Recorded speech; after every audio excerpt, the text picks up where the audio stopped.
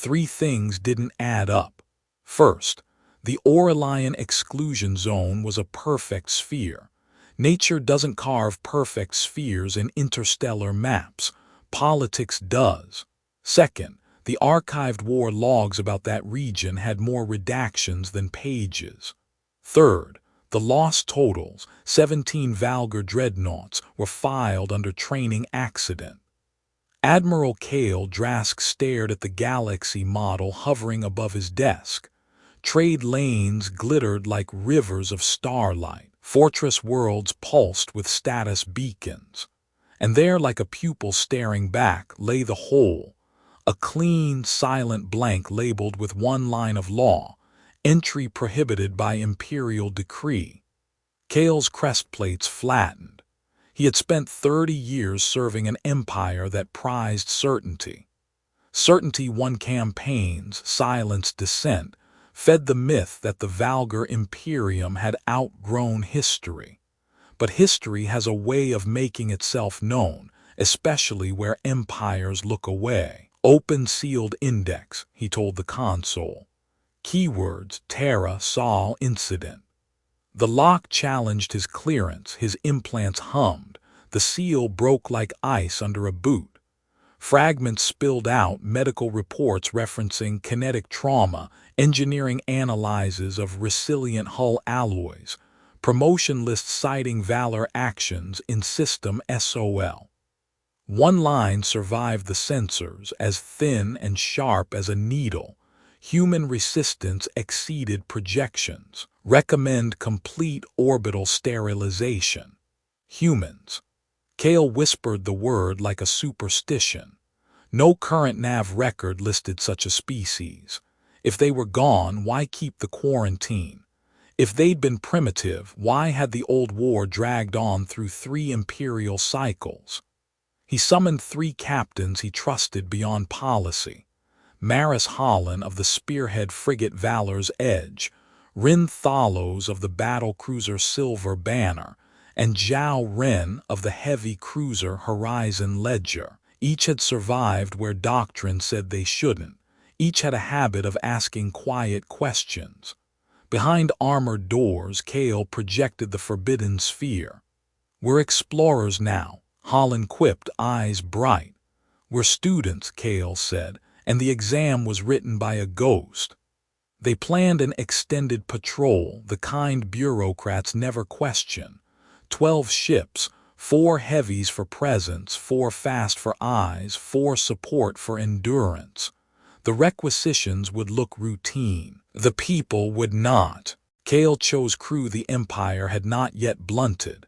Engineers who scribbled in margins, tacticians who ran war games no one asked for, a medic who hated euphemisms. On departure night, the fleet hung in quiet array, lights gliding over crystal hulls. Cale stood on the forward gallery and watched the exclusion zone, a dark pearl against the nebular veil. He remembered a training aphorism attributed to some ancient human general. "The map is not the ground." It had been used to mock primitives with paper charts. He wondered if it had been meant as a warning. "Jump plotted," said the nav officer. Aurelian perimeter in 3-2, space folded. The stars rearranged themselves. Silence. Then the monitors woke in a wash of signals no imperial system should ever see in a dead zone.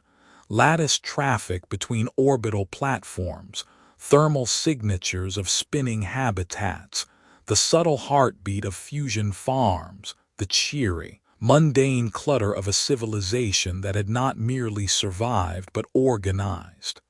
Cale's tactical screen filled with objects in clever camouflage, industrial skeletons wearing the clothes of rock. He heard his bridge inhale as one. "Admiral," comms said, voice thin, "we are being hailed. The channel header is Valgar Current. They're speaking our protocol." On screen, a woman appeared, hair bound back, eyes steady, uniform without gilding. Human, by every textbook depiction long mocked as myth. Her smile was small and real, the kind made by people who know both grief and work. "Admiral Kale Drask," she said in flawless Imperial. "Welcome to Sol. I am Commander Maya Brooks of the Terran Federation. We've been expecting you. It is one thing to suspect the past is alive. It is another to have it look you in the eye." "How do you know my name?" Kale asked, keeping his voice level. "Because the Empire still believes secrecy is a spell," Brooks said mildly. "You left your dock 6 days ago. Your encryption is elegant, not unfamiliar. We prefer locks that assume someone will rattle them." Across the gallery, Holland's mouth twitched. Zhao Ren folded his arms. Thalos watched Brooks as if measuring a blade. "This region is under Imperial quarantine," Kale said. "State your basis for occupying prohibited space." Brooks didn't laugh. "We don't occupy, we live here. 30 hours from now we will ask you to leave. That is not bravado, it's boundary. When someone breaks into your home and calls it law, what word would your empire choose?" Her feed split into thumbnails. Cylindrical habitats threaded with parks, shipyards grown like coral, schools whose walls were windows. Not glory shots, maintenance drones, cargo tugs, a child dragging a kite in spin gravity. The everyday, which is what conquest always underestimates. 30 hours, Brooks repeated. "Enough for you to decide which lesson you'd like." The line went still. Kale's officers waited for him to breathe orders long practiced. Deploy, intimidate, demonstrate. Instead, he looked at the hole in the map that had never been a hole and felt the map inside himself shift. "Hold formation," he said. "We observe." The Empire taught him that patience was a weapon. He wondered who had taught them. And far beyond the gallery glass, small lights moved in patterns that looked very much like welcome and very much like warning. Terran transmissions filled the spectrum like a murmured city. Not taunts, not propaganda. Traffic, logistics, schooling rosters, reactor output balancing, docking assignments that read like poetry if you cared for order. Kale's sensor chief, a woman who spoke to data the way some speak to animals, whispered, "They're tidy." On hour 2, a cargo spindle drifted past at respectful distance, its captain saluting with lights. On hour 6, a medical barge messaged open frequencies for emergencies, applicable to any species. On hour 9, Brooks returned, this time with what looked like a classroom behind her. "We thought transparency would help," she said. "Our students are compiling a primer on Terran history for your archivists. We made a similar one for the Corps and refugees last year." She angled the camera. A teenager flashed a shy victory sign, then pretended to drown in her classmates' elbows. "You expect peace," Kale said. "We practice it," Brooks replied. "Expectation is something empires put in decrees." Holland couldn't help herself. "You lost. The records say orbital sterilization. How did you live?" Brooks didn't flinch. "We lost a world, not a people. It's a distinction conquerors forget until it matters." The feed showed habitats tucked in asteroid shadows, farms in black that drank sunlight carefully, vault ships older than any Valgar machine still humming because maintenance is devotion. "Every defeat is a teacher," Brooks said. "So is every enemy. The Altari taught us modular recyclers. The Koran gave us pulse geometry. The Vegan Math Guild argued us into topologic drift. Some of your own deserters taught us to speak your tongue like natives. Everyone gave us something. That is what refugees do, prove that survival and generosity are not opposites." Kale understood the tactic. Frame the Empire's crimes as unintended gifts without letting the crime dilute. It was a very old rhetorical blade, honed in a new sheath. At hour 12, Thalos requested live fire drills to reassure the crews. Kale allowed controlled ranges far from Terran lanes. The drills were flawless, they always were. Perfection nurtures illusions almost as well as victory. At hour 15, Holland asked quietly, "Sir, their ultimatum." Kale thought about history, human and otherwise. He thought about a line he'd once read in a forbidden fragment attributed to a statesman from old Earth. The strong do what they can, the weak suffer what they must. He had agreed then. He had been young. "We will not fire first," he said, "but we will not blink." Brooks returned at hour 20 with a different backdrop, a museum cavern with a rocket older than the Empire's adolescence. Its skin was dull, its name stenciled in fading letters, Apollo. Behind it a plaque, "We choose to go not because it is easy." "We aren't special," Brooks said. "We're practiced. Our grandparents knew scarcity. Our parents knew exile. Our children deserve something else. And we built this place because promises without infrastructure are just speeches." "Speeches move empires," Zhao Ren murmured. "Usually to war," Thalos said. "Sometimes to better," Holland answered, surprising herself. Hour 27, a patrol drone drifted too near. Terran air guards nudged it back with a firm, polite beam. No one overreacted. It was awful how reasonable everyone seemed. Hour 29. The bridge air tasted metallic. "Ultimatum in 1 hour," comms said. "Signal preparation across Terran net. Civilians clear lanes, defense platforms asleep, if that's sleep." Kale watched the timer march toward the cliff we build when we tie time to pride. He thought of young cadets reciting doctrine like scripture. He thought of the hole on the map that had never been empty, only ignored. He keyed the fleet. "Stand ready. Fire only on direct aggression." "And if they call our bluff?" Thalos asked. Kale let himself smile, bitter as old coffee. "Then we remember that bluff is a word people use when they mistake someone else's boundary for theater." The hour turned. The city in the dark did not raise its voice. It changed its posture. Weapons locks returned nonsense. Distances warped a hair's breadth off true. A Terran tug blinked out of the spectrum, then back in, 2 degrees away, as if reality had hiccuped politely. "Report," Kale said. "Topologic drift," the sensor chief answered, all crowding fear. "They're stepping around us without touching hyperspace. Not cloaking, not jump. A lateral we don't have words for." Then the first strike came, not a spearhead, but a scalpel. Valor's edge shuddered as something kissed her engine ring and made it forget how to be a circle. No explosion, just a collapse like a note gone flat. Holland's voice stayed calm because good officers rehearse calm. "Losing thrust vectoring, sealing bulkheads, we're alive."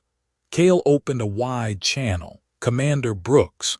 Her face appeared not triumphant, not cruel, tired.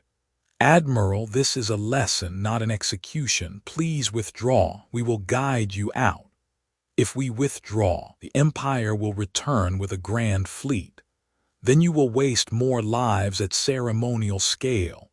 She glanced off-screen. "We're limiting shots to nerves, not hearts. That costs us more. It's worth it." He heard the edge his people would call arrogance and recognized something adjacent to mercy. "Fire control," Thalos barked. "Pattern gamma, don't try to hit where they are. Saturate where they'll need to re-enter." Batteries sang. Space lit like summer lightning. For a brief, impossible second, a Terran hull resolved, sleek, not pretty, a thing built by critics of their own tools. It flickered, acknowledging physics patience, then stepped aside from the beams as if dodging rain between eaves. "Distributed command," the TAC officer said, tracing their lattice. "No flagship. Cut one node, the rest route around the wound." "Like the internet," Zhao Ren muttered. recalling a forbidden history unit that had survived a purge because a librarian had cared. Like my grandmother's quilting circle, Holland said through gritted teeth. If one hand tires, 6 more continue the pattern. The next Terran touch erased silver banners targeting array with surgical grace. No crew casualties. A message and a method at once. Kale opened fleet-wide. We have spent 3 millennia training to fight mirrors, enemies who want what we want, who wear our habits with different colors. They don't. Stop playing chess against a river. He flipped to the private channel. Commander Brooks, what does this cost you? She didn't pretend not to understand. Energy reserves we'd rather spend on farms. Stress on pilots who prefer not to shoot at all. The kind of attention that draws grudges we'll have to heal later. Then why choose it? Because boundaries mean nothing if you won't defend them. Because revenge is loud and history is long. Because somewhere on your ships there's a 19-year-old who joined to pay her family's tax debt, and I will not make her a ghost to prove a thesis. The bridge held still, the Empire, the boundary, the 19-year-old all sharing one oxygen. Zhao Ren's cruiser took a glancing blow that made its hull ripple like water under wind. He laughed, a bright, shocked sound at not being dead. They could have cored us. They don't want your dead, Brooks said softly. They want your attention. Kale exhaled a breath he had been holding since hour 1. He had wanted a clean choice, right or wrong, strong or weak. Terrans were offering something worse and wiser, responsibility. The kind of choice that makes you live with what you spared. All ships, he ordered, power down weapons, hold shields for debris only, we are done rehearsing the old play. On the Terran board the flickers widened into forms, ships slipping back into the shared room because the conversation had changed. Brooks' voice, for the first time, warmed. We'll escort you to the line, and Admiral, thank you. For what? For not confusing stubbornness with courage. He would carry that sentence into every chamber that still believed stone chairs made certainty. He would hate it and need it both. The escort arc curved, elegant as geometry when it behaves. Behind them, Sol's light steadied, a hearth no longer pretending to be an empty road. The high forum loved ritual, 12 thrones, crystal banners, a skylight engineered to make stars kneel. Kale stood on the inlaid starburst and told the story without embroidery. He showed the recordings, hulls stepping through angles that charts refused, weapons that wrote their initials on systems without touching crews, a commander who spoke like a teacher with a deadline. Fabrications, snorted Minister Havar, a defeated admiral's theater. Then watch the part where she offered to tow my pride home, Kale said, and let the footage run. Silence moved through the room like a tide. Even stone chairs listen when reality revises. What do they want? Asked archivist Teen, who had read more history than was healthy in a palace. Boundaries, Kale said, and time, and I think witnesses. Witnesses to what? To the Empire learning whether it can be more than a habit. The alarms began an hour later, not wails, efficient notifications stacking like invoices. Outer depots offline, relay stations dark, fuel farms vented before they could be used as leverage.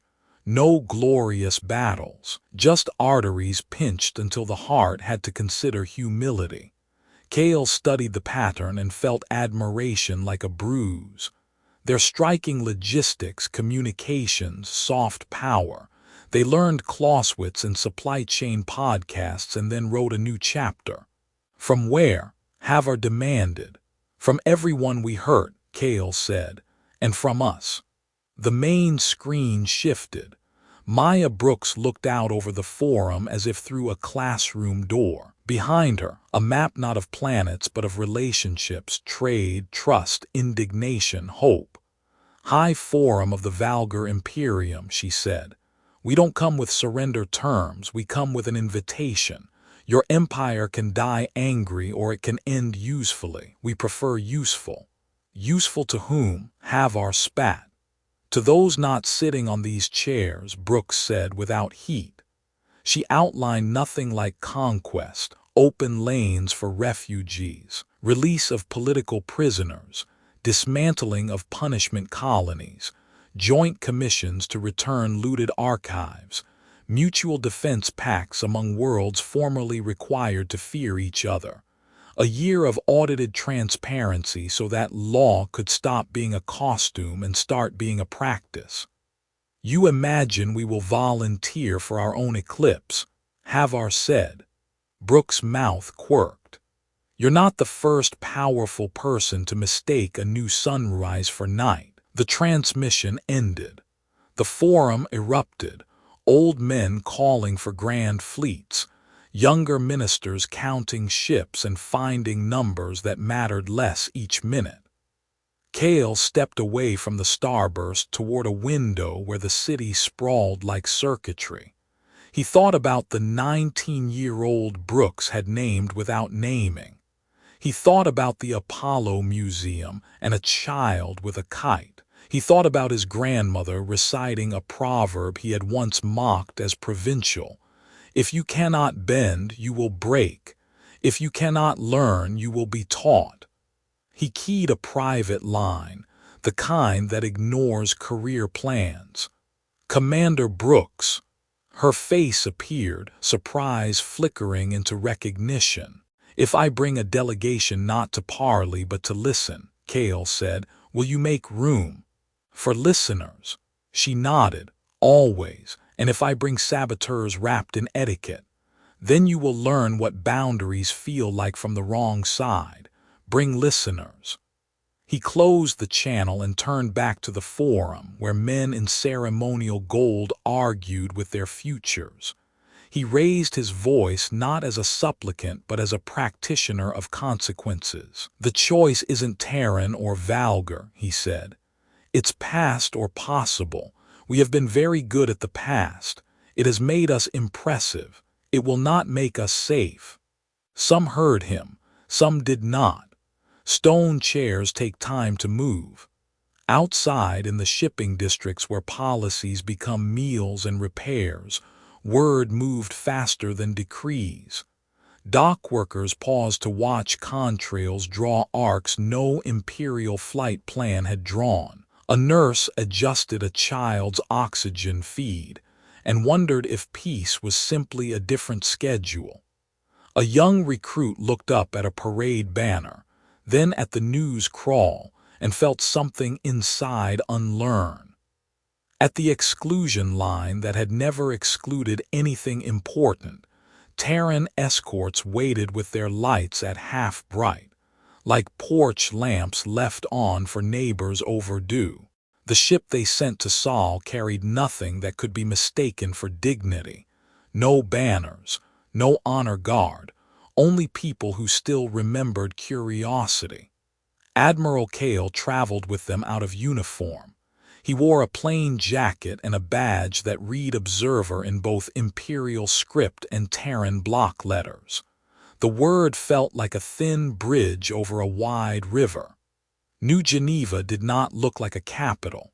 Capitals in the Imperium were symmetrical, imposing, designed to make the lone citizen feel like a temporary visitor inside history's vault. New Geneva looked like a promise mid-construction. Riverwalks stitched with workshops, schools in the bones of old starship frames, a council hall whose glass facade reflected the sky so that every meeting began with weather. They were received not by generals but by a librarian, a trauma surgeon, and a logistics coordinator whose handshakes warmed cold knuckles. "Our custom," said the librarian, an elder with a cane carved from a ship's rail. is to begin delegations with the question, "What do you want to learn that might change your mind?" The Imperium had taught Kale to fear questions that changed minds. He found he wanted nothing else. Maya Brooks met them in a room lined with returned things. Cases held musical instruments from worlds the Imperium had once catalogued, letters reunited with families, stones from sacred rivers carried home in small ceremonies that smelled like rain. "This is the commission for restitution," she said. "Justice begins by putting names back on what power tries to make generic." She did not watch Kale for a reaction. She had the steady gaze of someone who trusted the work to speak. In the afternoon, the observers toured a facility that made Terran weapons out of principles more than parts. Matrices hummed. Pilots trained in pairs, speaking in short, precise phrases. A physician in a green banded coat briefed them bluntly. "Topologic drift is not magic, it is costly. Prolonged offsets generate vestibular conflict, time-depth strain, and cognitive shear. We print new words because old words run out, but the harm is familiar: fatigue, tremor, depression. We rotate crews. We insist on counseling. We ground cowboys." "What happens if you don't?" asked a young analyst from Kale's staff, the sort who might have been a poet if the state had loved poems. The physician looked at the floor before answering. "Then a pilot looks at a flat wall and swears it's a horizon, and one day she flies toward it." The price tag the Imperium liked to hide had been written in medical language and human faces. HFY, Kale thought distantly, was not a drumbeat of invincibility. It was a ledger of costs paid willingly, publicly, so that pride could not embezzle courage. News broke at dusk. A convoy of refugee families, Altari farmers, a vegan math guild, a small choir of Koran children carrying sheet music like sails, had been lured to the border by a vulgar loyalist cell promising safe conduct. The promise was a trap. The cell had staged distress beacons near an old interdiction array. They wanted Terran escorts to cross the line in fury to give the Forum a neat morality play. "See, they are conquerors too." Brooks glanced at Kale. It was not an accusation. It was a shared problem set. "We can't let them be taken," she said. "We can't give Havar his theater," Kale answered, feeling a strange relief in speaking a sentence that contained "we" without duplicity. They flew in mixed formation, Terran escorts at the back edge of their boundary, vulgar observers riding along like students allowed to audit a course whose prerequisites they had skipped. The loyalist cell had chosen an ugly script, uniformed men broadcasting the old imperial anthem through civilian channels, drones painted in the colors of stolen authority, a speech about order that mispronounced dignity. Kale opened a channel on a frequency no parade ever used. "This is Admiral Kale Drask, observer. Stand down. You shame the uniform by making it a costume." The loyalists laughed until the first Terran maneuver wrote silence into their mirth. No beams fired. No hulls broke. Terran craft braided light into a lattice across empty space, a visible boundary drawn not against people but against trajectories. A small tug that had been herding the convoy toward the array found itself gently, irresistibly redirected, like a bully pushed off balance by someone who refused to swing. "Parable protocol," a Terran pilot said into the shared net. "Demonstrate constraint in a way even a camera can understand." Kale had never heard the phrase. He admired it immediately. History, he thought, is mostly arguments over what the cameras meant. Teach the camera. One loyalist gunship, either brave or ashamed or both, accelerated to break the lattice and make blood real. A Terran craft matched Vector and, at the last possible moment, stepped sideways into a space that had not existed an instant before, reappearing with a hand on the gunship's wrist. The gunship's cannons powered down as if deciding not to be weapons after all. "Pilot Annika," Brooks said on a private loop, and there was that physician's tone tucked into her command voice. Annika sounded 20 and invincible. "I'm good, Commander. Drift lag on one axis. I'll sit down after the choir sings." When the convoy reached the line, a child's voice floated over the net, the first measure of a song written on a planet that had been a penal colony and was now becoming a school. Cale watched the Loyalists' posture collapse into confusion. He hailed them again, not as subjects, not as prey. "You were told the Empire is the only thing that can protect you from chaos," he said. "Look at the escorts. Does that look like chaos?" One by one, the Loyalist crews powered down, not out of enlightenment, out of the too rare relief of being asked to stop playing a role. Back in New Geneva, Annika walked off her craft and kept walking until a friend put a hand on her shoulder and turned a collapse into a seated posture. The physician crouched, measured tremor, murmured, "Not a hero tax, pilot. A receipt. We'll pay it together." Cale stood at the edge of the med bay and counted the costs the old Empire had hidden in medals. Later that night, alone on a balcony above a city that trusted itself, he rehearsed tomorrow's speech for the forum and cut half the words. He would not sell what he had witnessed with rhetoric. He would send them an invoice with line items: restitution, boundaries, the price of restraint, the cost of teaching the camera. And for the first time since the exclusion zone had grown teeth, he slept without dreaming of a hole. They scheduled the hearing in the forum for midday, when the skylight made Old Stone look briefly honest. Cale spoke without flourish. He described the convoy, the lattice, the gunship that forgot how to be a weapon. He named the pilot and, carefully, the tremor in her hand. He named the children who sang on the border and the relief in the Loyalists' eyes when allowed to quit pretending. Havar called it theater again.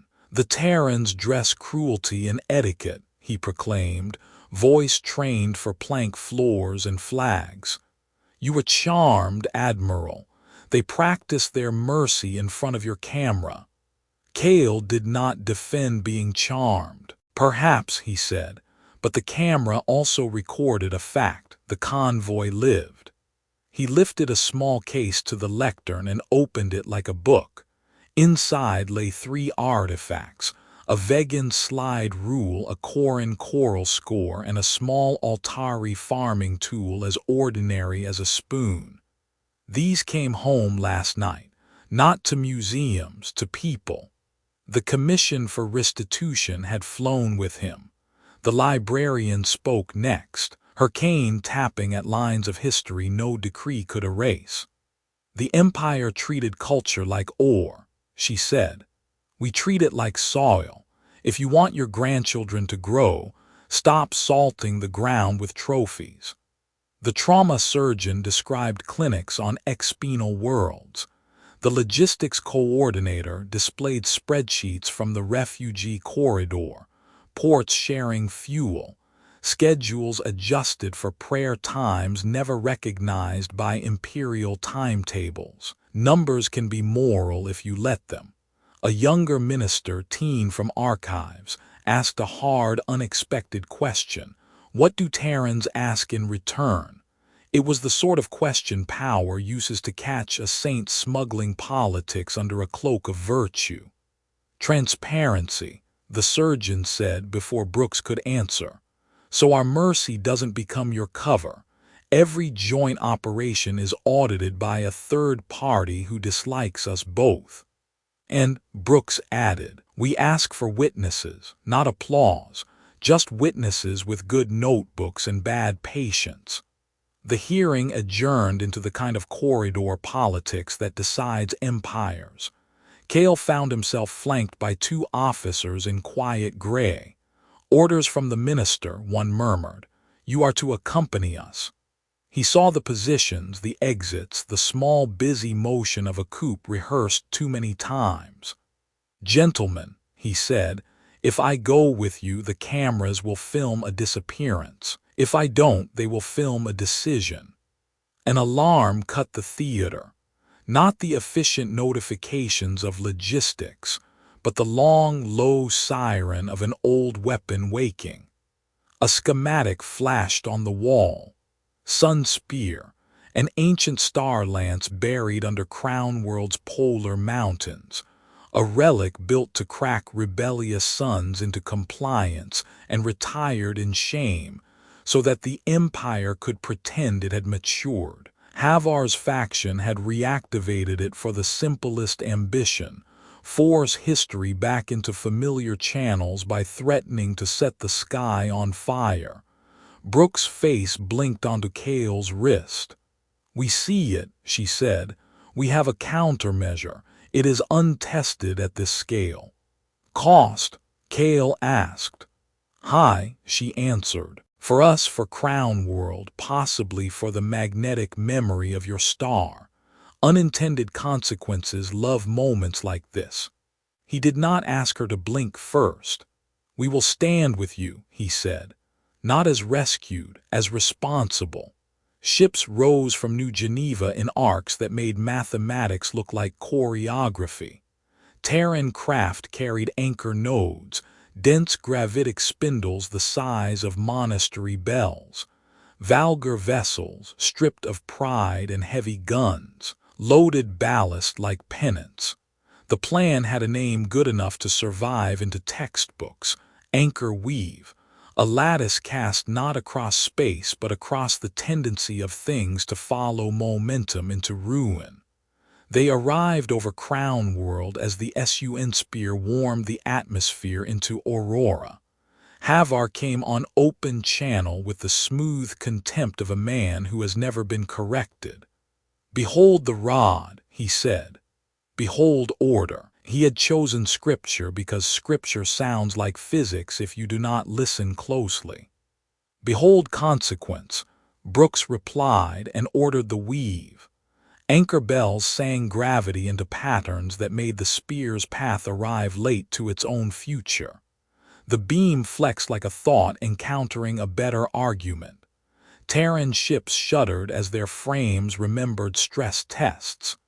Cale's cruiser, old, stubborn, unlovely, took the last anchor position at the node nearest the mountain. The beam tried to melt it into history's footnote. "All hands to brace," Cale said, which is military for hold on to each other. The weave held for 12 breaths. On the 13th, the node at Cale's position began to slip. He could feel the deck asking a question: which law do you want to break today, physics or promises? He keyed open every channel. "This is Admiral Cale Drask. If the beam breaks through here, it will rake the Terran formation and the refugee quarter. I am 104 seconds from catastrophic failure. I can buy you 107. Brooks did not argue. She adjusted the lattice around his sacrifice like a friend moving furniture to make room for a bed. Annika's voice, steadier now, rimmed with that medical fatigue, came soft. "Sir, if you nudge 3 degrees on my mark, I can give you 9 more seconds for the choir." The choir. The Corin children in Cale's head raised their sheets of music and steadied his hands. He felt the cruiser tear along a seam he did not know ships possessed. He thought of stone chairs moving. He thought of the Altari tool in the case. He thought of his grandmother's poor proverb and blessed it. SUN Spear guttered. The anchor weave dissipated into a pattern that would make physicists cry happy tears onto whiteboards. Crown World's sky dimmed to a bruised twilight. Kale's cruiser went quiet, then gentle, then gone, the kind of gone that leaves a clean ache. Silence wrestled with the net. Then the first voice spoke, not Brooks, not a minister, not a pilot. A vegan mathematician from the convoy on an open citizens channel. We saw who stood where. More voices followed, tumbling across languages into a chorus that sounded like judgment and also like forgiveness trying out its scales. Haver tried one last line, traitors. But the word no longer found mouths to live in. Security moved on his podium not out of ideology, but out of a tired professional desire to stop being ashamed of their paycheck. A day later, when the med bays had tallied the receipts, the commission opened the case again and laid out more returned things. This time Kale's badge was in the first tray, observer, smudged by anchor grease, placed next to a note in Terran and Valgar both. He listened before he spoke. The cameras recorded it. So did people who did not need cameras to remember. Peace is not a document. It is a discipline practiced until muscle memory makes it look like grace. The accord they drafted tried to honor that truth. Its first clause outlawed the SUN spear and its kin, with Crown World's mountains turned into a park where schoolchildren could picnic under plaques that read, "We almost did this." Its second clause bound former subjects and former rulers to joint patrols, always mixed crews, always audited by an archive that answered to no capital. The third clause was the one that mattered. It required a mirror year, 12 months in which every world in the accord would broadcast their worst truths at agreed times. Their prisons, their police stops, their procurement ledgers, their jokes. "So we can correct each other," Brooks said, "before myth does." Kale sat at the table as commissioner for restitution, which sounded like a bureaucracy and felt like a vow. Havar's loyalists tried a dozen small violences and a single grand deception. They leaked doctored footage of Terran troops in a Valgar schoolhouse. The Mirror cut it into ribbons within an hour. 5 different worlds, 5 different perspectives, all converging on the same unglamorous fact. The troops were a Terran volunteer robotics club delivering parts. The club's captain released a statement written like a lab report and an admonition. "If anyone is going to lie about us, please at least read our syllabus." The accord went to vote across 119 systems. Some refused because sovereignty felt like a blanket they had only just learned to own. Some embraced it with the relief of people who no longer had to pretend fear was decorum. Valgar core worlds split down ancient lines, industrial cities for ancestral estates against. Kale toured neither. He spent his days in warehouses, museums, kitchens, border posts, anywhere policy turned into habits. Annika visited once, her hand steadier, her voice threaded with the careful confidence of someone living with a receipt rather than a wound. She brought him a bell the size of a fist, an anchor in miniature, and taught him to ring it slowly. "You can't force the tone," she said. "If you do, it sulks." "Like empires," Kale said, and she grinned. The educational work mattered more than any parade. In schools, the commission's kits arrived. A box of small returned things, lesson plans titled "How to Give Back Without Making It About You," debate prompts like "Is mercy a strategy or a character trait?" The answers varied. The practice held. The final obstacle came in the form of a vote in the forum on whether to sign the accord publicly. The optics frightened men who preferred dark rooms. Teen from archives spoke first, her voice the opposite of spectacle. "We have been a library that hoarded books and called it civilization," she said. I propose we try lending. Haver had been reduced to heckling from the gallery, a fate he found more humiliating than exile. He shouted a line about disorder. A dock worker from the public benches shouted back a schedule. There is no rhetoric more devastating than logistics carried in a calloused palm. The vote passed. The ceremony took place not in the forum, but in a port where ships could honk at each other like impatient geese. Children waved flags painted by other children who had argued cheerfully about color palettes. Brooks signed with a pen gifted by the Vegan Guild. Cale signed with a pen his grandmother had used to write ration lists during a lean year. Cameras recorded it. So did a million bad phone angles. The mirror would make them honest later. That night, in a quiet corner of New Geneva beneath a mural of planets being held not by chains but by cables marked maintenance, Brooks and Cale spoke without microphones. "What do you fear most?" she asked. "Backsliding made polite," he said. "Cruelty with better grammar." "You." "Absolutism with good intentions," she answered. "And tired people being asked to carry more than their share because they are good at it." They made a pact less formal than law and more binding than convenience. To call each other when their own side story started to sound too easy. In the morning, a child tugged Cale's sleeve and asked if he was famous. "I am a cautionary tale you can invite to dinner," he said. The child nodded solemnly, which is the proper reception for humility practiced out loud. The accord went into force with a dull click, the sound of a mechanism doing its job. On screens and by windows, people watched for the first sign that it might be real. It came not as fireworks but as a schedule change at the border.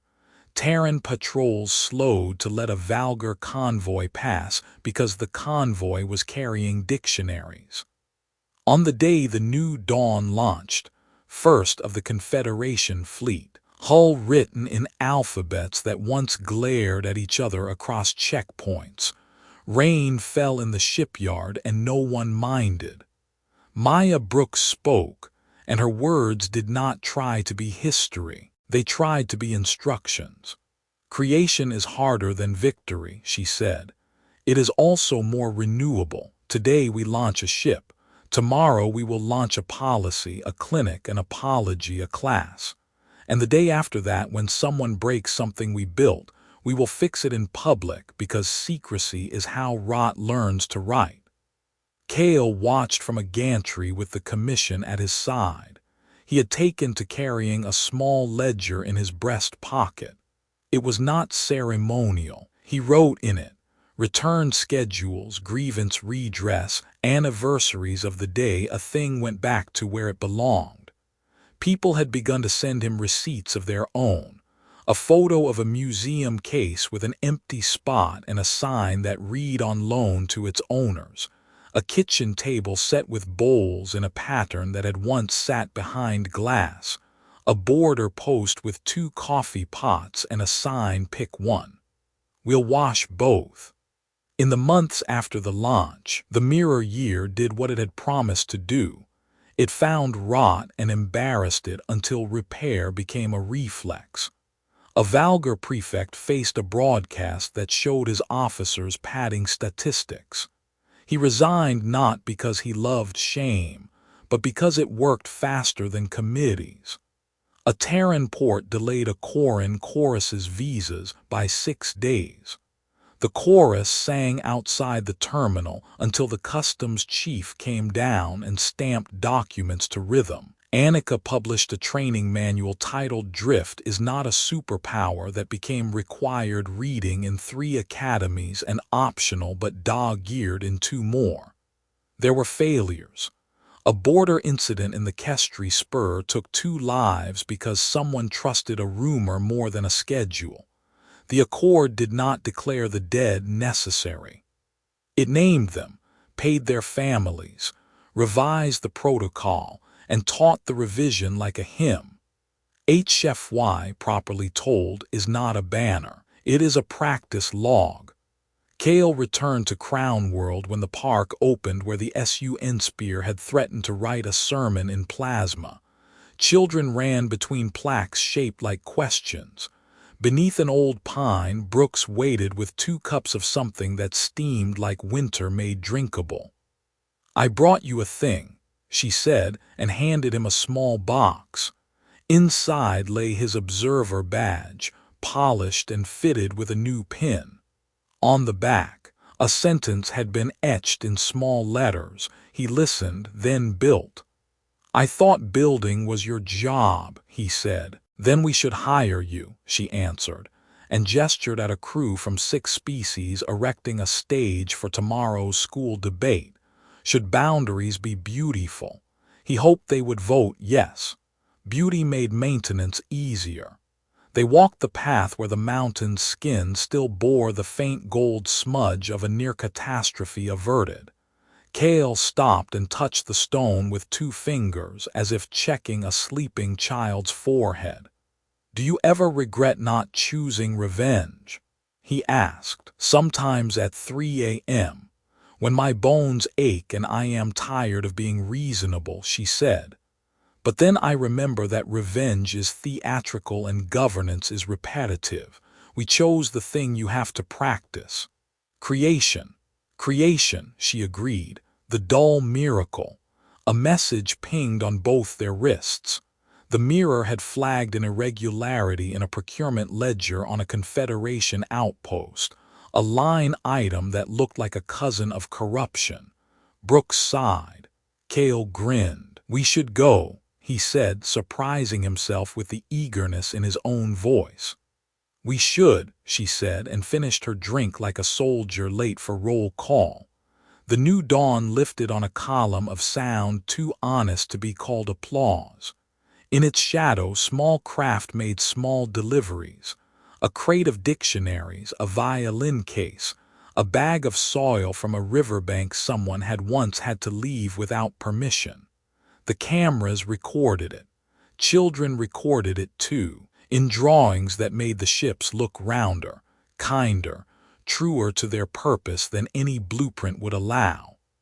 At the edge of the former exclusion line, the lights stayed on because someone always left the porch lamp lit in case a neighbor came late. The hole on the map was finally replaced not with a symbol for empire but with a note, "Open if you come in peace." In an office that looked like a library that had invited a warehouse to dinner, Kale took out his ledger and wrote a new entry. "Today we returned the idea that power must be solitary. We replaced it with work shared, messy, teachable, slow. We rang the anchor bell softly. It sang. And somewhere behind the math of drift and the grammar of treaties, a quieter HFY beat kept time, not the drum of conquest but the metronome of maintenance. Humanity's most ambitious project yet, to prove that strength once learned could be used to hold the world open, instead of closing it around a throne.